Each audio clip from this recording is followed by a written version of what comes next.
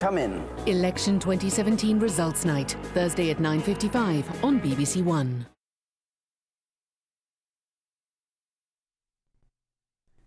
Ten o'clock now, the BBC News on BBC One with Fiona Bruce. Questions tonight about how one of the London Bridge attackers slipped through the net after police reveal he was known to them and to MI5. Two of the three attackers are named, Khurram Butt and Rashid Redouane. They both lived in Barking.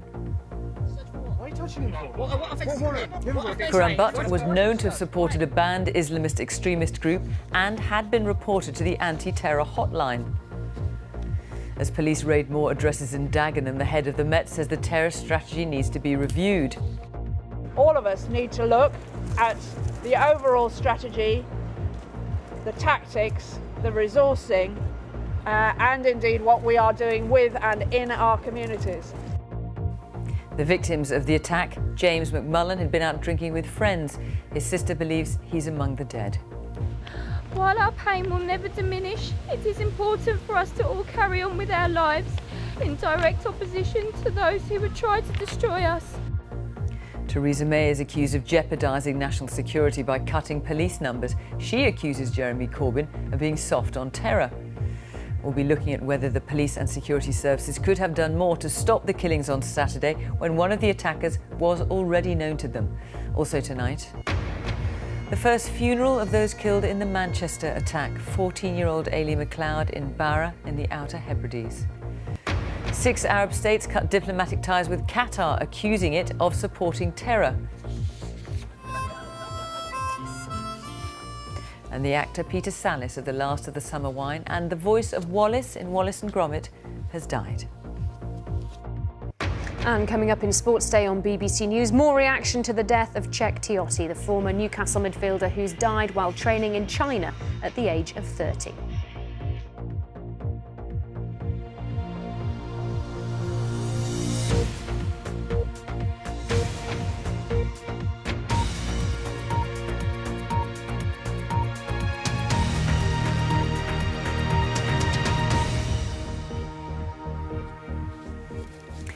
Good evening. 2 of the 3 attackers on London Bridge on Saturday night have been named by the police. Khurram Butt, 27 years old, British, living in Barking, was known to the police and MI5. He had been a supporter of a banned Islamist extremist group and had been reported to the anti-terror hotline by suspicious neighbours. But the police say they had no intelligence to suggest he was planning Saturday night's attack. One other attacker was named Rashid Redouane, who was 30 and claimed to be Moroccan-Libyan and also lived in Barking. The police say he had not previously come to their attention. Tonight, questions as to why Khurram Butt in particular was not a greater priority for the security services and how they missed a plot that has killed 7 people. Our Home Editor Mark Easton has more. They knew him. One of the 3 men who murdered 7 people in London on Saturday night was well known to police and MI5 as an extremist. The group display the black flag of Islam. Khurram Butt featured in a Channel 4 documentary last year on radical Islamists in Britain. Its title, The Jihadis Next Door. So how was he able to go on to kill until counter-terrorism officers shot him dead? Police have tonight confirmed the names of 2 of the attackers. Khurram Butt, a 27-year-old from a British Pakistani family. He lived in Barking in East London and was married with 2 children, including a young baby. In the last few years, he worked for Kentucky Fried Chicken and was a customer service advisor at Transport for London. Less is known about Rashid Redouane. Police and security services say he was unknown to them before the attack, but he is understood to have been 30 years old, claiming to have a Libyan or Moroccan background. Until last year, he lived in Dublin with a Scottish partner, but according to Irish Prime Minister Enda Kenny, was not known to the security services. There are a small number of people in Ireland who are being monitored and observed in respect of radicalisation and matters relevant to that. In this case, these facts are being checked, but my understanding is that this individual was not a member of that small group. Why are you touching him for? Khurram Butt, though, was very much on the UK security services radar, and there'll be serious questions as to how someone with such well-known extremist views was able to carry out a murderous attack on the streets of London. Security barriers appeared on some London bridges overnight as London Bridge itself reopened to people and traffic heading in and out of the square mile. London is getting back to normal. This bunch of flowers, almost the only sign of the carnage there was here on London Bridge on Saturday night and into Sunday morning. But a huge police and security operation is continuing, trying to map the network of people behind the ideas that spawned mass murder on London's streets. Bouquets at the border of what is now a huge crime scene in the heart of the capital. Tents marking the places in Borough Market where people fell, forensic officers gathering clues and evidence. This afternoon, the Commissioner of the Metropolitan Police visited the area with the Mayor of London. It is deeply, deeply chilling and horribly sad to see what we have just seen, and to think about the barbarous acts on Saturday night. We saw extraordinary courage, extraordinary professionalism, and extraordinary compassion from our public servants. Political and religious leaders, emergency service workers, as well as thousands of ordinary Londoners attended a vigil in a public park this evening, just a short distance from where the attacks occurred. As a proud and patriotic British Muslim, I say this: you do not commit these disgusting acts in my name. And you will never succeed in dividing our city. People came to remember, to unite and to give thanks. But if they also came to seek answers as to how this attack could have happened, tonight there seemed to be more questions. Mark Easton, BBC News, London Bridge. Well, today, a neighbour of the London Bridge attacker, Khurram Butt, told the BBC how he saw him driving around in the van used in the attack on the day before it happened. Our special correspondent, Ed Thomas, has the latest on the investigation. More raids, more searches. This was a garage in East London this morning, surrounded by police. And for a second day, forensic teams looked for clues inside the home of one of the 3 London attackers. What's that? What for? This man, Khurram Butt. He was 27 and a father of 2 young children. Born in Pakistan, raised in London. He worked on the London Underground before turning to Islamist extremism. My kids just love to play with him. Romana is a neighbour. She says he was well known and liked. Now she feels fooled. He was kind. He was buying sweet for the kids. He's always share with my own neighbours. You know, I was blind. He's not going to go there. He's going to go there. Scary. We've got children here. Our children always playing here. Benjamin Joe would always say hello to Khurram Butt, even on the day of the attack. Yes, I can remember I see him. And what was he like? Yeah, just quiet. Yeah. What was he wearing?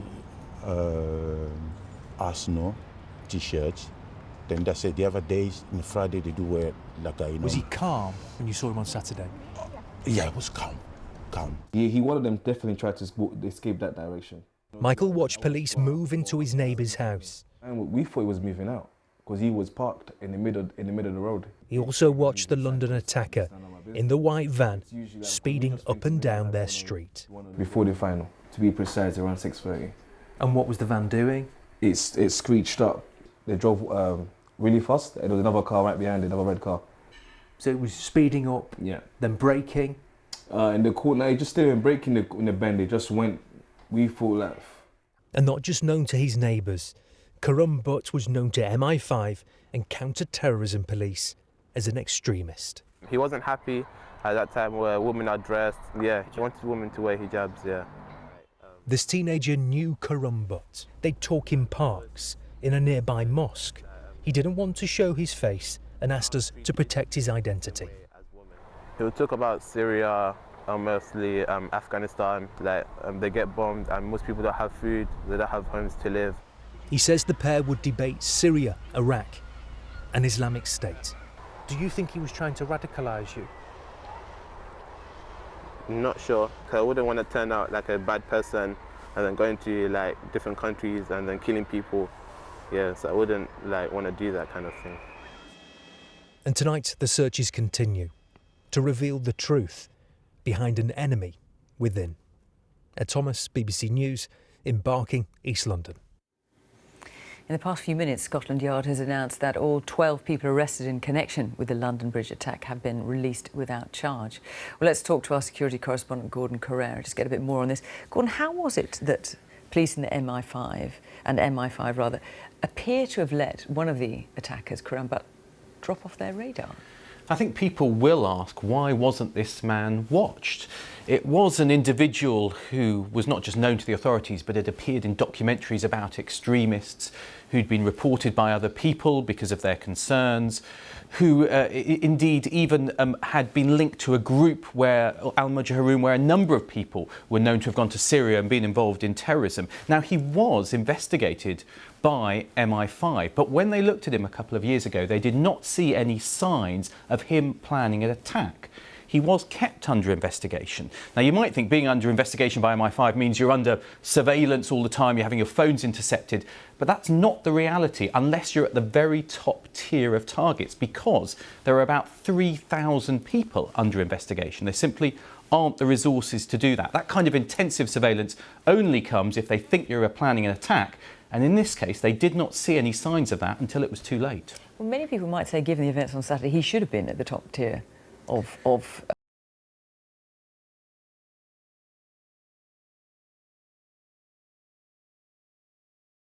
I think there are some people who are pretty rattled by what's happened. For a long time, people here thought that Britain had built a pretty effective counter-terrorist machine that was running at full tilt recently, but was effectively disrupting plots. But now we've had 3 and 3 months where individuals were in some ways known to the authorities. Now, what does that mean? Well, there's been a lot of political talk today about resources, about police numbers. But I think in the counter-terrorism world, they're really thinking hard about the strategy. Do they need to change things, the way that machine operates? Do they need to go back and review people to see if their threat profile has changed? Do they need to look at the way in which information coming from the community is dealt with? Those are the kind of hard questions I think they're asking today, and they'll be asking going forward. So yes, some soul searching, but they also know they need to deal with the threat, which is still very much there. Okay, Gordon, thank you. Well, the sister of a man who's been missing following the London Bridge attack says she believes that he was killed. Melissa McMullen, whose brother James was last seen outside one of the pubs struck by the attackers, said her pain would never diminish. Our special correspondent Lucy Manning was speaking to her. Melissa McMullen has just had the news no sister wants to hear. She now believes her brother James was murdered in the London Bridge attack. This morning we received news from the police that my brother's bank card was found on one of the bodies from Saturday night's brutal attack. While our pain will never diminish, it is important for us to all carry on with our lives in direct opposition to those who would try to destroy us. James was 32 years old, from London, on a night out with friends in a pub on Borough High Street when he popped outside for a cigarette. Despite the anguish, the tears, Melissa wanted to speak, to let everyone know what her big brother was like. There will only ever be one James. Nowhere else will you find such humour and unique personality, with someone who puts friends and family above all else. He was an inspiration. Melissa, how would you describe your brother? Loving and caring, and no one could ever replace my brother. The friends who were with James on Saturday night supported Melissa as she left St Thomas's Hospital this afternoon, all heartbroken. Andy, you were with him on Saturday night. He was having fun, he was in... Oh yeah, he's normal, hilarious self. He's always the life of the party. Yeah, watching the football. James hates the football, was always outside going for a cigarette because he just didn't want to watch it with us. It was just a great night. What do you make of what's happened to your friend? It's just an absolute disgrace. I can't even put into words how much. Yeah, like, why? What's the point? Wasn't it to achieve anything? All you're doing is breeding hate. More than anything, Melissa says her son will desperately miss his Uncle James. My little boy loved him so much. He was always so excited to see him when he could. And, you know, they used to spend hours being silly, taking silly photos of each other, messing around. It was so good with him. A Canadian woman has become the first of the 7 victims of Saturday's attack to be officially named. She was Christine Archibald, who was visiting London for the first time with her fiancé. This report from our special correspondent Alan Little on the victims of Saturday's attack. The faces of those caught up in the attack reflect the character of London, diverse, global, a magnet drawing youth and energy from around the world. Chrissy Archibald, who was 30 and from Canada, was walking on London Bridge with her fiancé Tyler Ferguson when she was struck by the killer's van. He heard tires screeching and he looked back and he just saw the mayhem that was going on and the van hitting people. And then he ran up and tried CPR on her, and she passed in his arms. Her family said she would not have understood the callous cruelty with which she was killed. The French Foreign Ministry said 1 French citizen had been murdered and 8 others injured. A further 2 French nationals remain unaccounted for. Candace Hedge was one of 4 Australians injured. She was stabbed in the throat and is now recovering in hospital. She was hiding at the time and the guy, got her and he just kind of stabbed her in the neck somewhere, and that's really all I know. I was really, really scared, but I eventually got onto the hospital and they spoke to me and they said, yeah, she's fine now. She's going to be okay. That's the main thing. Daniel O'Neill, who's 23, suffered a 7-inch wound to the abdomen. His life was saved by a friend who stopped the bleeding by applying a tourniquet.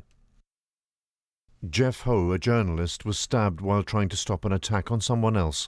I don't know whether it was stupid or noble, he said on Facebook, but that wasn't going to happen on my watch. Oliver Dowling from New Zealand needed 4 hours of surgery. His French girlfriend Marie Bondeville was also injured and is in a different London hospital. Brett Freeman, who's from East London, is a father of 3 and was stabbed 4 times. A friend posted this picture on social media with the words, "He's a soldier." 18 people remain critically ill. Most of those who died have yet to be named. The list of those killed and injured reflects the character of a global city.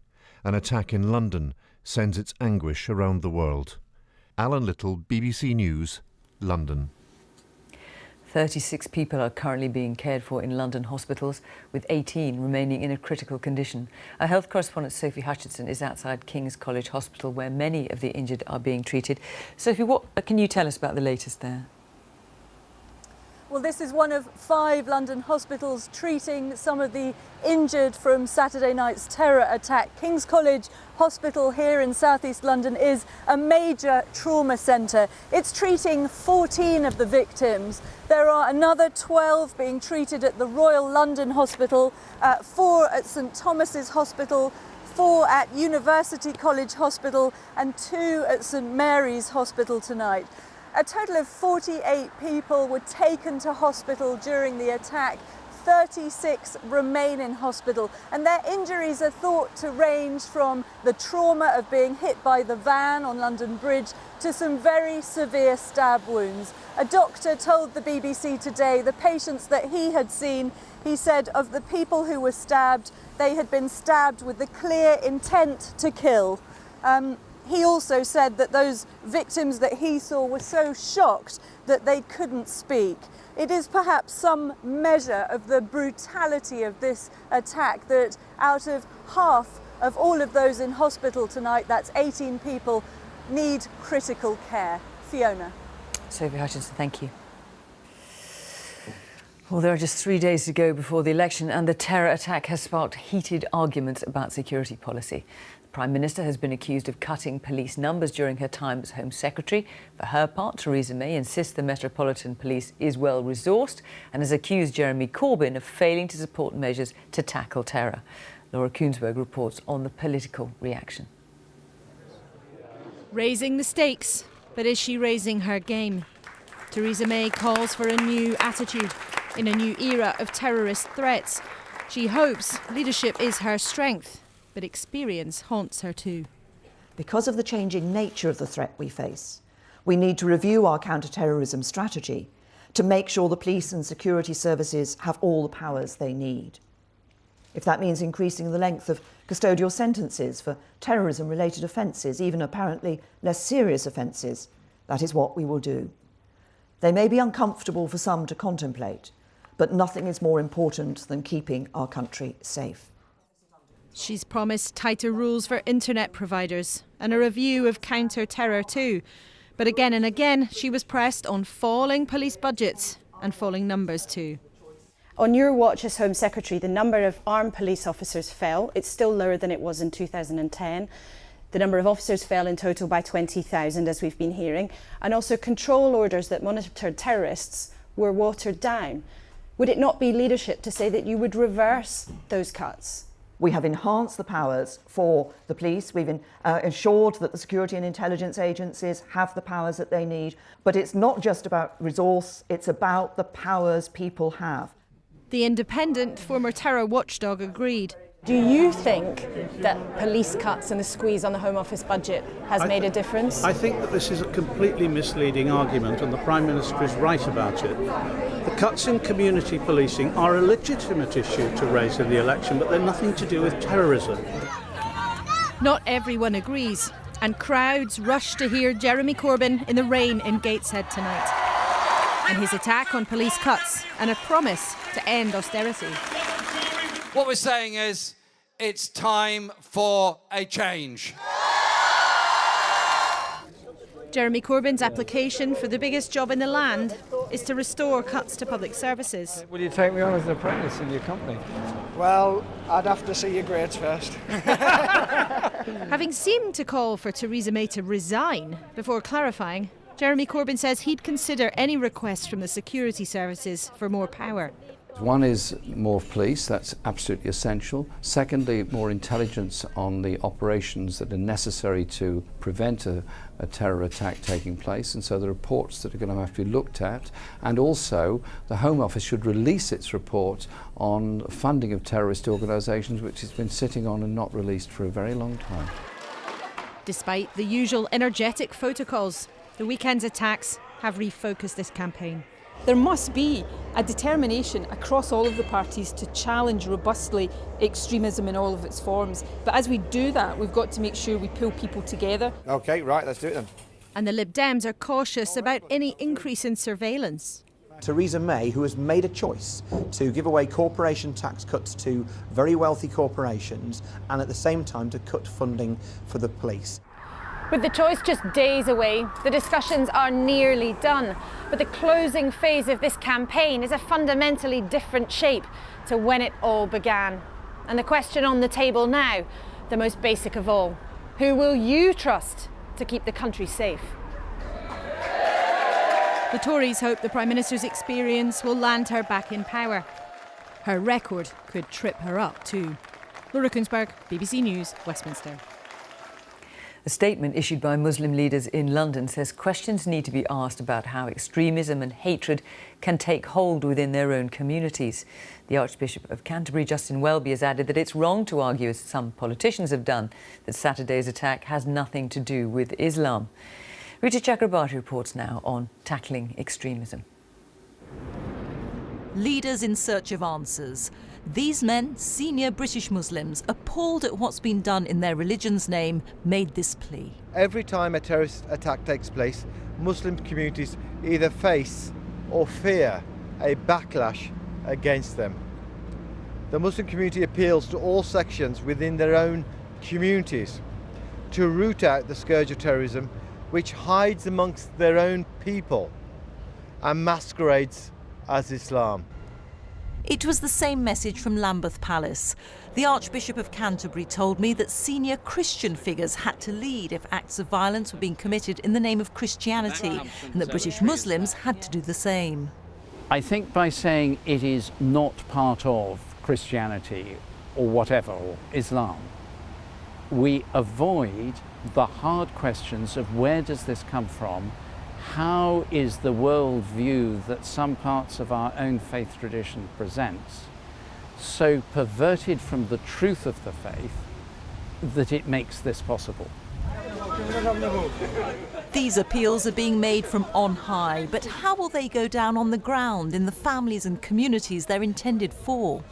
Islamist extremism is seen as a perversion of the religion itself, but the debate is raging as to who bears the greatest responsibility for rooting it out. Some are saying loudly and clearly that Muslim leaders have to do more, but some of those leaders are saying this is a problem they've grappled with for years. At East London mosques, some worshippers say they saw one of the London attackers, Khurram Butt, leafleting outside. He was never a member, and the chairman says they've been trying to stop extremists like him getting in the door for 2 decades. So we've had people who've actually come to the mosque and wanting to impose themselves and their kind of ideology or their kind of thinking, particularly with young people, which is a very kind of narrow and skewed view. And we've had to say, no, this is not what Islam teaches. We need to be inclusive, we need to be broad. Rashid Ben Yahya from Birmingham was just 19 when he was killed in Syria fighting for self-styled Islamic State. His mother has set up a support group to try to deal with radicalisation, and she questions how much organisations can do. Mosques are easy targets, but it doesn't mean they're being radicalised in mosques. They're sometimes being, once they've kind of just pinpointed somebody vulnerable, they then take them out of the mosque because they're not actually going to do it within the mosque. And it's the same with either colleges or schools and universities. It's the same thing. They will take them outside. And quite often what they do is then once they've kind of sort of began to hook them in, they then take them outside into places where they're more secretive.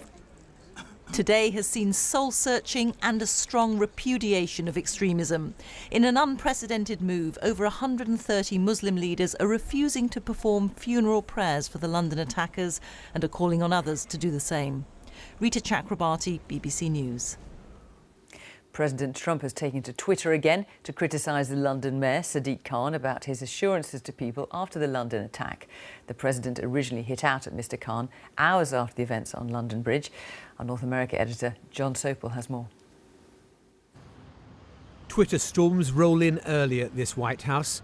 While the rest of the world was commiserating with London, the President was going after the Mayor, suggesting that he'd said there was no reason to be alarmed over the terror attacks. But that was to take his words completely out of context. What Sadiq Khan had said was there was no reason to be alarmed by the additional armed police who'd be on the streets. Spool forward 24 hours, and was the President apologising? Not a bit of it. He was intensifying the attack. He wrote, "Pathetic excuse by London Mayor Sadiq Khan, who had to think fast on his no reason to be alarmed statement. Mainstream media is working hard to sell it." This evening, at the vigil for those killed and injured in Saturday's attack, the Mayor responded in this way. We've got to recognise some people want to divide our communities. Some people thrive on fueling division. That's not me, that's not the London that I know. And we aren't going to allow anybody, whether it's Donald Trump or anybody else, to divide our communities. And there was solidarity among city mayors, New York's Bill de Blasio rounding on the President. I don't understand why Donald Trump is trying to undermine a man who's trying to protect the people of London. It makes no sense. Sadiq Khan is an exemplary mayor and the mayor of the capital city of one of our closest allies. In an extraordinary day, another extraordinary call from one of the President's closest advisers. Kellyanne Conway said the media should stop obsessing about Donald Trump's tweets. In other words, we shouldn't take too seriously what the President of the United States of America is saying. But one thing to be taken with utmost seriousness is the state visit to Britain of the President later this year, an invitation extended when Theresa May was at the White House. A visit that might just be a little challenging diplomatically. John Sopel, BBC News, Washington. The first funeral of a victim of the Manchester Arena attack has taken place on the island of Barra in the Outer Hebrides. Aileen McLeod attended the Ariana Grande concert with her friend, 15-year-old Laura McIntyre, who remains in hospital. As a mark of respect, the local school and businesses in the tight-knit community closed for the day. From Barra, our Scotland correspondent Lorna Gordon reports.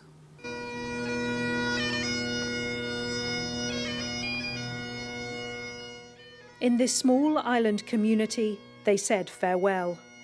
Aileen McLeod's father at the head of a dignified procession, family close behind, as the coffin was passed gently from hand to hand. As a Gaelic song praising a fair-haired girl from Barra played on the teenager's beloved pipes. Her family wanted Ailey's funeral to be a celebration of her life, a young girl with an infectious personality who loved music, reading, spending time with her friends. In contrast to the hate that took her life, Ailey's life was a testament forever to the world of love, of innocence, kindness, of faith. Her influence lives on through all the lives she ever touched.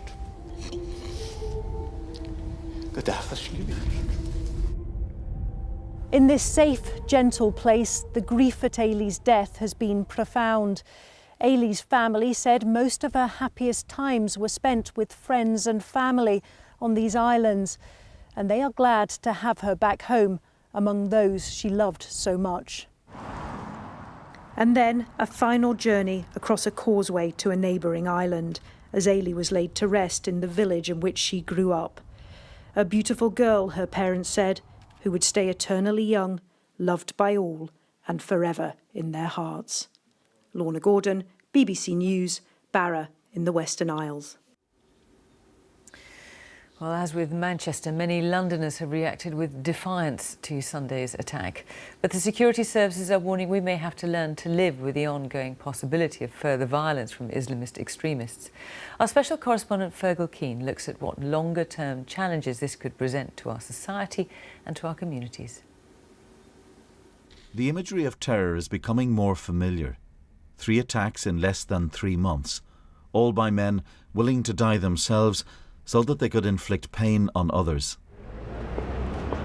Rightly, we speak of people's resilience and will to resist those who would make them afraid. But the public response to terror can be more complex. I think it's terrible. I think very little is being done. We just put down flowers and send condolences and nothing is ever done. The suspicion, you know, it does something to you, even though we don't want to admit it. No one wants to talk about, I'll get scared and I look at people differently and all these things. No one wants to talk about that, but everyone does, I guess. You know, no one can deny that it affects you. In the 12 years since the 7/7 bombings, feelings of fear had dissipated. Inevitably, the names of victims, the immediacy of the horror faded from the public mind, until once again Britain faced mass casualty terrorism. The government promises tough action. Theresa May says enough is enough.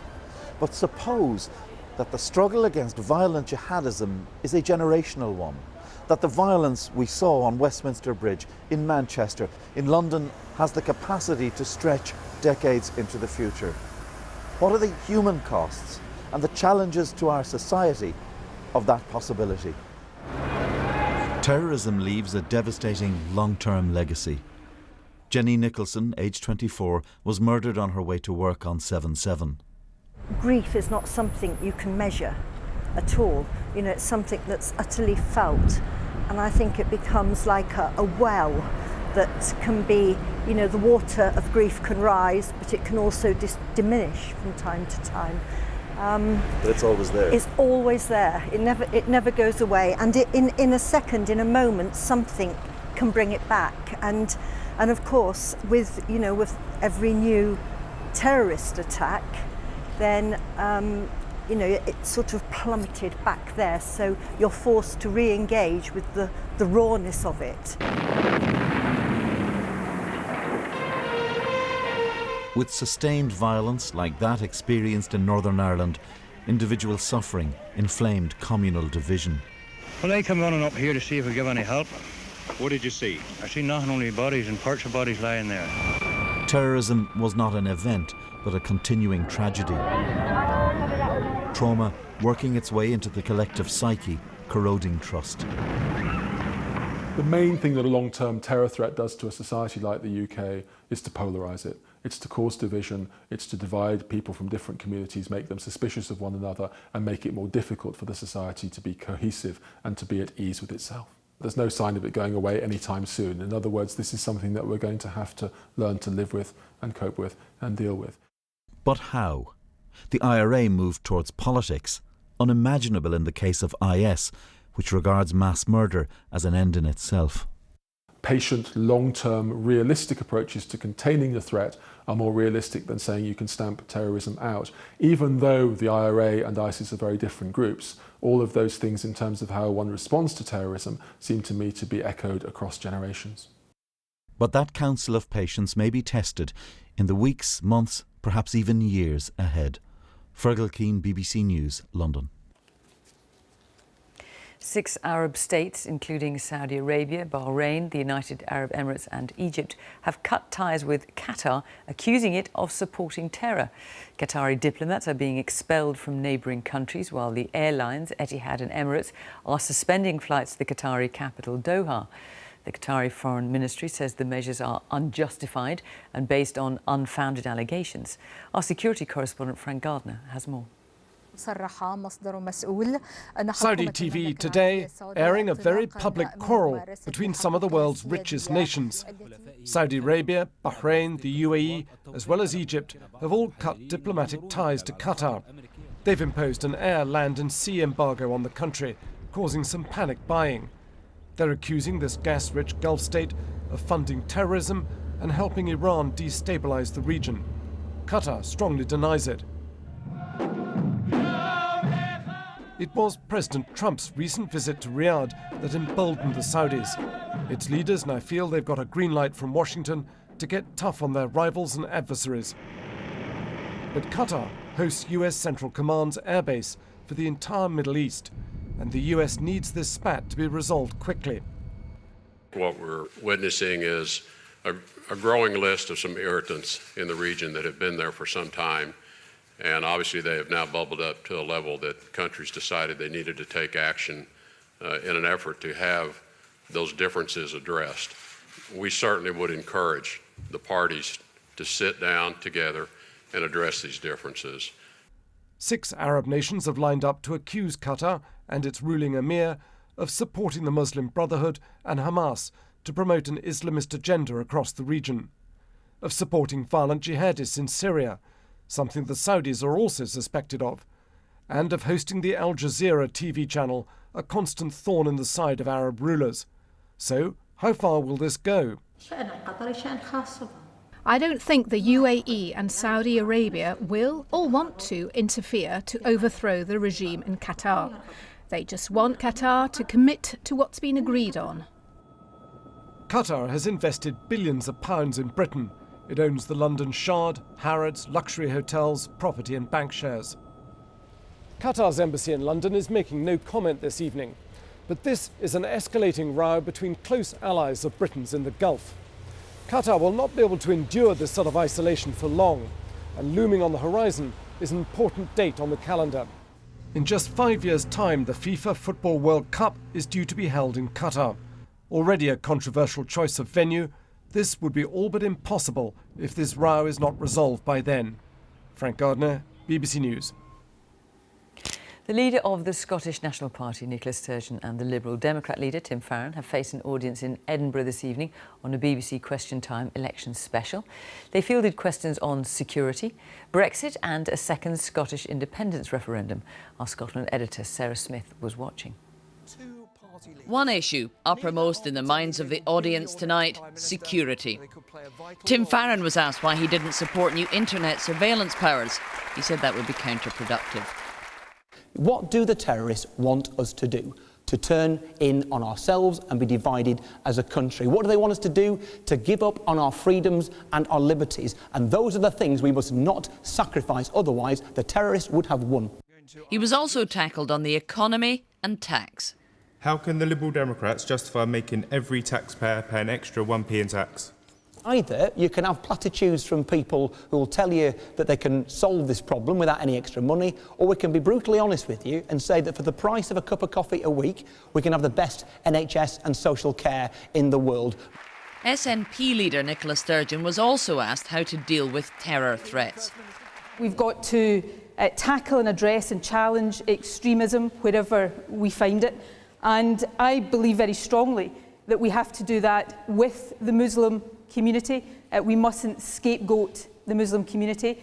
She faced several hostile questions about her demand for another referendum on Scottish independence. Yeah, I think you're losing a lot of votes from SNP supporters by continuing with the independence referendum at this time. I'm absolutely not proposing it now. I accept that point. But when are you proposing it? At the end of the process. My simple proposition is it should be our choice when the time is right and we know what Brexit means for our country to decide what the future of Scotland should be.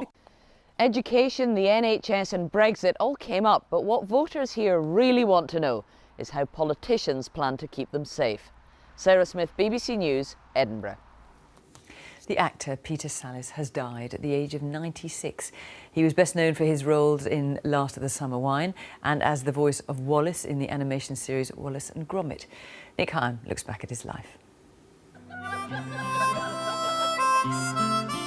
For more than 30 years, Peter Sallis played Clegg, the mild-mannered, flat-capped philosopher in Last of the Summer Wine. Steady, go! Much of the series' innocent charm came from Peter Sallis. Yes, yes, this is it. This is the tree. You can see Tollgate Church. It happens sometimes in an actor's life, if you're very, very lucky that something special turns up. And when I read Last of the Summer Wine, I thought, this is it. Long before the Summer Wine, Peter Sallis was a familiar face. Great, good and just. On television, he'd played Samuel Pepys and Casanova in the heyday of studio drama. And he appeared in classic serials like The Pallisers. I'm sorry, Gromit. And the fact is... Then, in his 70s, those nasal Yorkshire tones became world famous thanks to the animator Nick Park. I feel very grateful, not only what the richness and the charm that he brought to Wallace and the humour, but also, you know, just knowing such a lovely man off screen as well was wonderful and a great privilege. Here we go then. Few actors are lucky enough to win two such wonderful parts. Peter Sallis was a modest man, not unlike the characters he created, but a talented one as well. Well, you said reverse. The actor Peter Sallis, who's died at the age of 96. Let's return to our main story and the London Bridge terror attack. There's been much praise for the quick response of the emergency services, but of course, once the injured had been taken to hospitals, nursing staff there then had to work through the night to treat often life-threatening and life-changing injuries. Daniela Relf has been talking to two nurses, Donna Adcock and Saskia Stevenson, who were called into work at University College Hospital, London.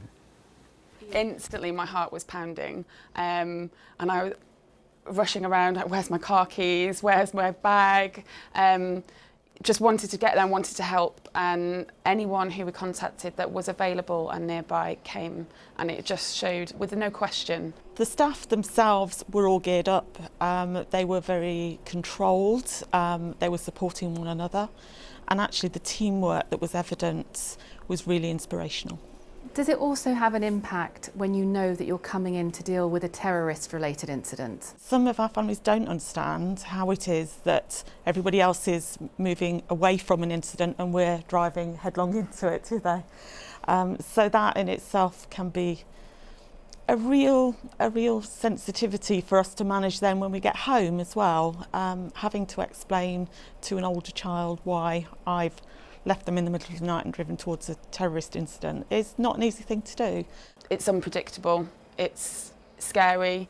Everyone is aware that this is going on in central London where we all are. I mean, what was it like for both of you when you got home? It must be hard to switch off. Oh, absolutely. My mind was whirring for hours. Tried to go and get some sleep because obviously it'd been a very long night, but was unable to sleep for quite a while as it was just going over and over in my head. And we do know that one of our colleagues was actually on the bridge at the time of the incident.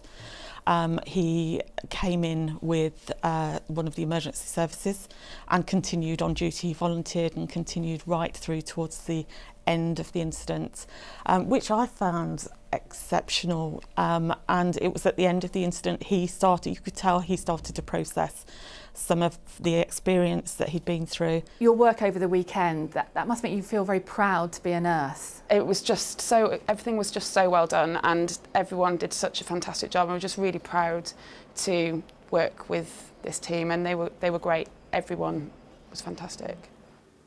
Donna Adcock and Saskia Stevenson talking to our correspondent Daniela Ralph there. And that's it.